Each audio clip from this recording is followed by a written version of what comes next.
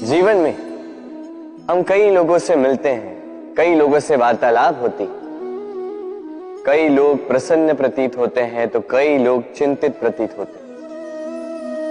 किंतु यदि आप ये समझने का प्रयास करें कि कौन अधिकतर प्रसन्न रहता है, कौन अधिकतर चिंतित रहता है, तो आप ये पाएंगे कि वृद्ध और युवक अधिकतर समय चिंता में रहते हैं। दूसरी ओर बालक सदा प्रसन्न रहता है, चिंता की एक रेखा तक नहीं। कारण क्या? अब आप कहेंगे सीधी सी बात है, बालक में इतनी समझ ही कहां होती है कि वो जीवन की समस्याओं को समझ पाए, कठिनाइयों को समझ पाए, दायित्व समझ पाए। बात ये है ही नहीं।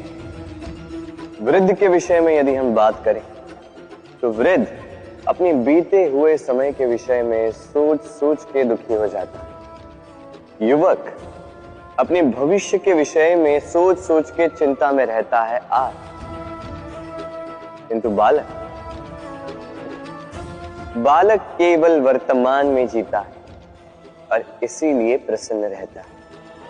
देखिए, बात बड़ी ही सरल है। आप भूतकाल को नहीं बदल सकते। अब यदि आपको अपने भविष्य को और उज्जवल बनाना है तो आज कर्म करने होंगे, आज परिश्रम करना होगा। तो भूल जाइए ना भूतकाल और भविष्य की चिंता को, वर्तमान का आनंद लीजिए, क्योंकि यही वर्तमान आपका भविष्य उज्जवल भी बना सकता है। यही वर्तमान आने वाले समय में आपका वो भूतकाल बन सकता है जिस पर आपको गर्व होगा। राधे राधे।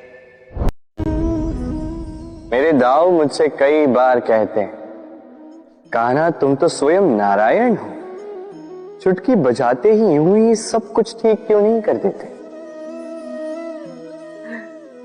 अब दाऊ को क्या समझाऊं? चलिए आप स्वयं सोच के देखिए। सिंह वन का राजा कहलाता है, परंतु क्या सिंह के केवल इच्छा करने से कोई मृग स्वयं चल के सिंह के पास आएगा? क्या स्वयं सज्ज हो जाएगा उसका आहार बनने के लिए? नहीं, कदापि नहीं। किसी भी कार्य को कार्यान्वित करने के लिए आपको प्रयास करने होंगे, परिश्रम करना होगा, तब जाके वो संपन्न होगा। केवल इच्छा से कुछ नहीं होगा।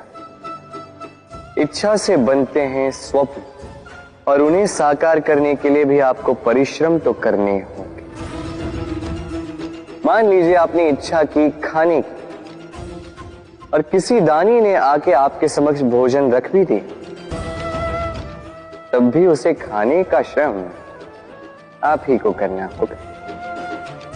यदि प्रेम की इच्छा भी करो तो निस्वार्थ निश्चल भाव से प्रेम करो। देखिए, आप स्वप्न में तो उड़ सकते हैं, किंतु आपको जीना तो धरातल पर ही पड़ेगा। और यदि धरातल पर आप आगे बढ़ना चाहते हैं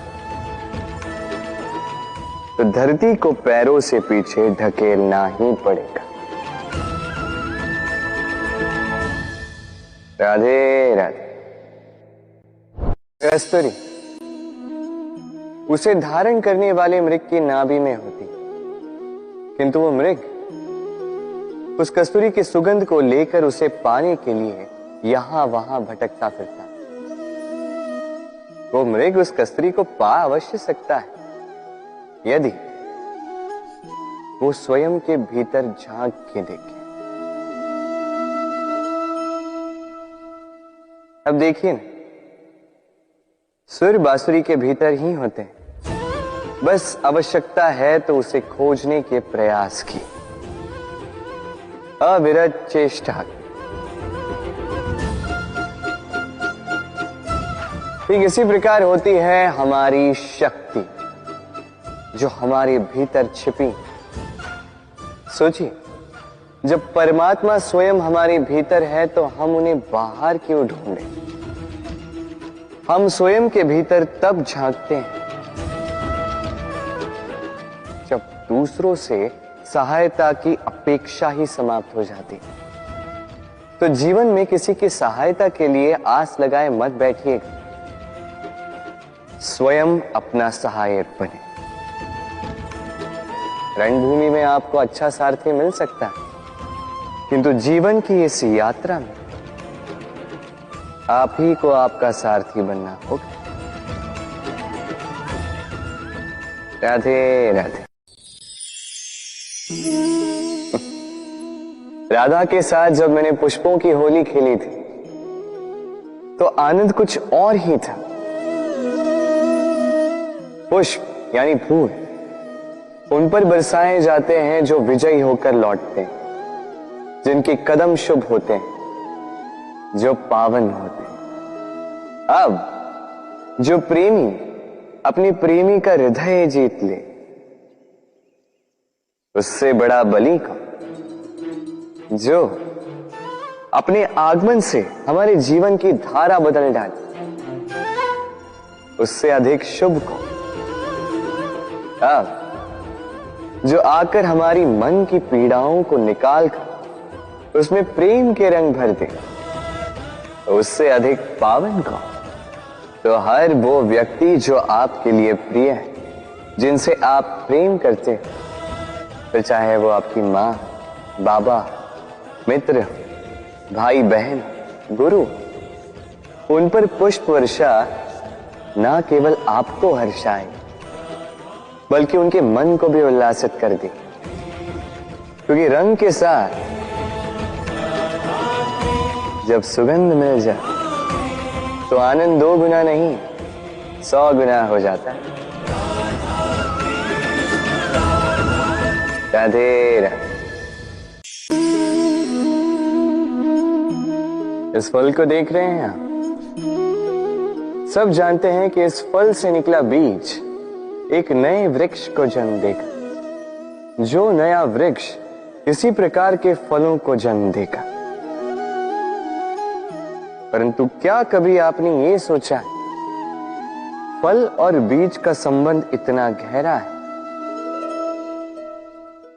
किंतु वृक्ष की जड़ों और वृक्ष की शाखाओं में इतनी दूरी क्यों है? क्योंकि दूरी आवश्यक है। यदि आप किसी को अपने साथ सदा सदा के लिए रखना चाहते हैं तो उनसे दूरी समय समय पर आवश्यक है, क्योंकि ये दूरी ही है जिसके कारण आपको आपके साथी के महत्व के विषय में ज्ञात होता है। ये दूरी ही है जिससे आपको और प्रेरणा मिलती है कि उनसे फिर से मिले। इसलिए स्मरण रखिएगा, दूरियां कदापि बुरी नहीं होती। फल से बीज की ये दूरी ही नए फलों के निर्माण का कारण बनती है। प्रेम की असली परख होती है इन दूरियों से। तो दूरियों से भी प्रेम करें और प्रेम से कहें राधे राधे।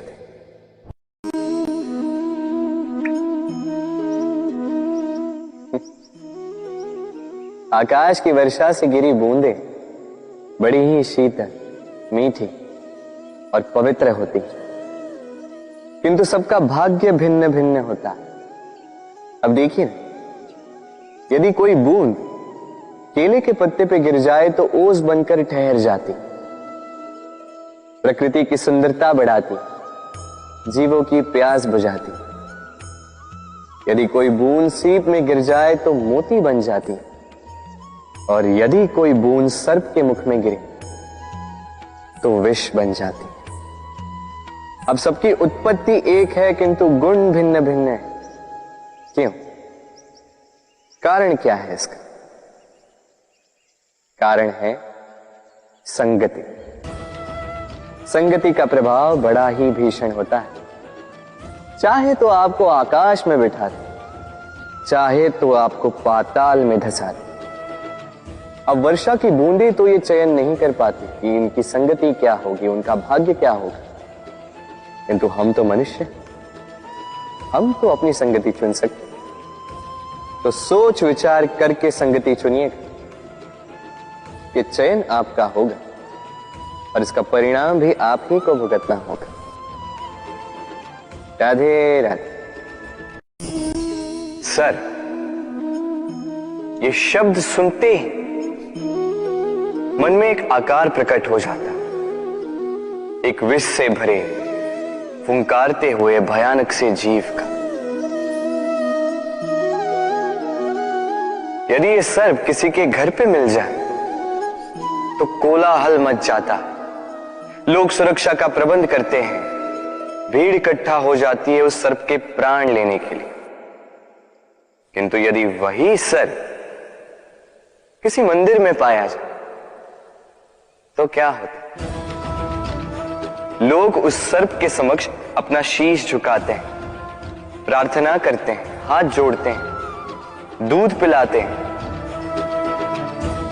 स्वयं शिव जी का आशीर्वाद मांगते हैं।